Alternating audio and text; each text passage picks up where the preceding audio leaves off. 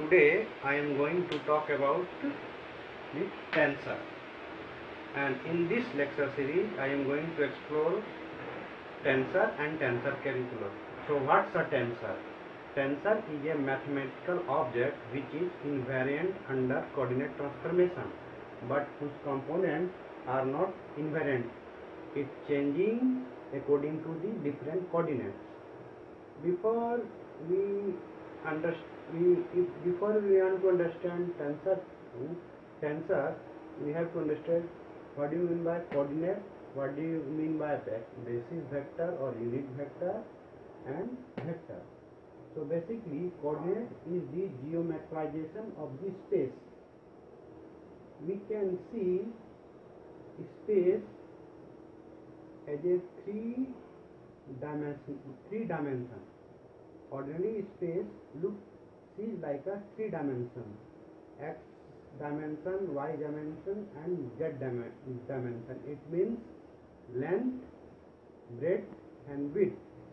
These three conventional dimensions, and this dimension we represent in the geometry as Cartesian coordinates. And Cartesian coordinates look like this: three orthonormal what we call orthonormal line, and between each line there is an angle, 90-degree angle. So all these three lines are perpendicular to each other. So coordinate is the location of any point or any object from the observer, aka reference point. So this O is the reference point, and from that location of any point from this reference point, this location point is called length or distance, location of any point from the observer. And just like this, suppose there is a object x which has distance r meter from the observer O.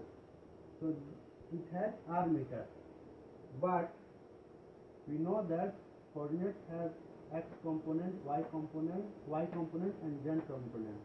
So x component, we ask what is the x component of this r meter. We represent that by x meter, this is y meter, and this is z meter. So Cartesian coordinates have three dimensions: x, y, and z. As I said that coordinate is the geometrization of space, and this is Cartesian coordinate. Cartesian coordinates are component of Cartesian coordinates are orthonormal component. It means between these two components, any two components, there is a 90-degree angle, and alongside each component we have unit vector. What's a unit vector or basis vector? Its another name is basis vector. Basis vector is basically a measuring scale or measuring stick, and basis vector, we represent basis vector by this what you call alphabet I, J, and K, and we put hat above that this unit vector. We represent this by I, J, and K, and I, J, and K are basis vector, and these three basis vector are orthonormal basis vector in Cartesian coordinate. So this is basically this three component of space: x component, y component, z component, and each component is associated with basis vector. X component has I basis vector, y component has J basis vector, and z component has Z basis vector. So this is the overall coordinate and its component and basis vector. Basis vector means unit vector, and basis vector scalar product of basis vector is 1. So Now we have to understand what do you mean by vector. Vector basically in what you call element or in basic form. In basic form, we can say that vector is an arrow represented by an arrow, and vector is a quantity which has both magnitude and direction. And another difference is it's a group of elements. It's a group of elements and represented by column vector. Vector has another name, it's called column vector. And its another definition is it's the element in the vector space V. And what's the vector space? Vector space V is made of four things. V is vector itself. Another is what we call scalar quantity, which we can multiply or do any kind of addition subtraction with vector. Another we call scaling thing, and another is called scaling what we call multiplication or addition or anything. These four things made these four elements make up of vector space V. And just like this, as I said, that vector is a quantity which has both magnitude and direction, and we represent vector as an arrow. Suppose there is a vector R in the vector space V, and from there to there we represent a vector like this. This is the R vector, and R has three components: X component, Y component, and Z component. So we can say that R, X, Y, Z are the components of vector R, and these components we can represent by a column matrix X, Y, and Z. And unit vector can also be written as E1, E2, E3. So R equal to XE1, XE2, and XE3. E1, E2, E3 is unit vector or basis vector. If I, J, K and E1, E2, E3 has same thing, both is called unit vector or basis vector. Representation is sometimes we use IJK and sometimes we use E1, E2, E3. So R equal to XI, EI. This is called subscript XI, EI, subscript I. I run from 1 to 3. So R equal to XI, EI, and R a vector represented by X, Y, Z. And what is the basis? EI basis. And what is the component? X, Y, Z is the component in a column matrix, and EI is the basis of that vector R. As I said, that vector is the list of numbers and its components are represented by column matrix like this. Suppose V is the vector and V1, V2, Vn are component of that vector, then its representation is this column matrix. And suppose W is the another vector and its component are W1, W2, Wn, then we can add these two things like this. Simple addition rule. One component we added with another component and so on. And vector is an invariant quantity. Invariant quantity means it doesn't change with basis, and its components are not invariant, means it changes with change of the basis. Suppose R is the vector, one vector, and it has two components alongside EI and EJ. EI and EJ. Suppose we choose another coordinate system in which there is another basis called EI dash, EJ dash. So we can say that R, although R is the invariant, means its magnitude doesn't change either in EI or EJ basis or either EI dash or EJ dash basis, but its components are different in EI and ei dash basis, or ej or ej dash basis. So we can say that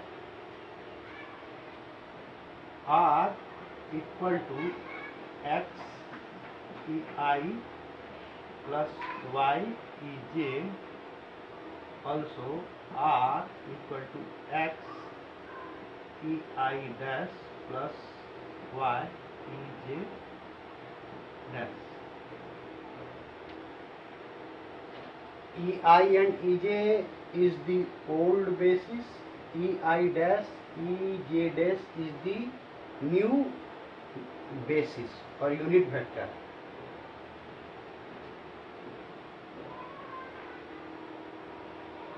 X and y is the component of r along the ei and ez direction. X dash and y dash is the component of r in ei dash and ez dash direction. Ez and ei is the new basis of new coordinates, and ei ez is the basis of old coordinates. So now tensor is an object which is invariant, and its components can change from one coordinate system to another coordinate system. So we will understand how component of a vector with invariant vector changes in another coordinate system, and what rule, what transformation rule we apply or we use to find out this change of component. So as I said, vector is invariant under any coordinate transformation. What's the coordinate? Geometrization of the space. And where we can see that space has three dimensions, x, y, z, or length, breadth and width. And in the mathematics we represent this by x, y, z component of the coordinate, Cartesian coordinate.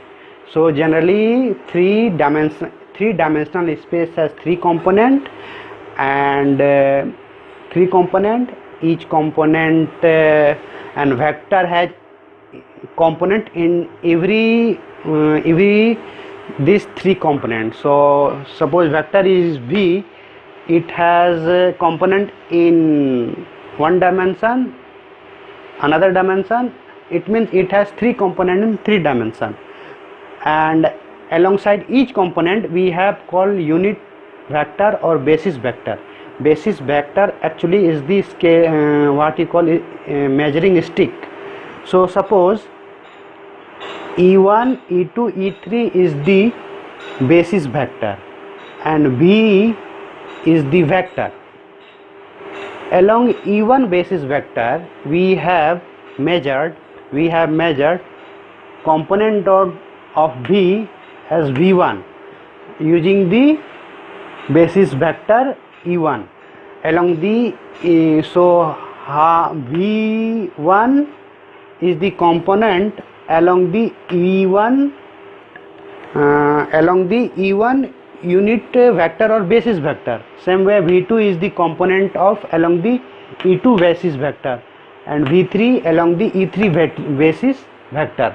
So v has three components. Suppose same vector can be represented by another new coordinate system, and suppose in the new coordinate system we have e1, e2, e3 dash, e1 dash, e2 dash, e3 dash, three orthonormal new bases, and we have measured component of vector v component of vector v alongside e1 dash basis vector v1 dash, same way v2 dash, v3 dash.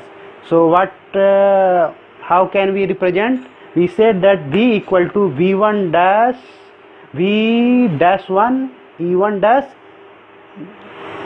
v2 dash v dash 2 e2 dash v dash 3 e3 dash. So this is the vector. Vector is another name called column vector. Its components are represented by the column. So v1, v2, v3 are the component in the EI basis vector, v-1, v-2, v-3 is the component in EI dash basis vector. So now although vector v is invariant, its magnitude is invariant in any coordinate system, but its component are complete different and basis vector is different.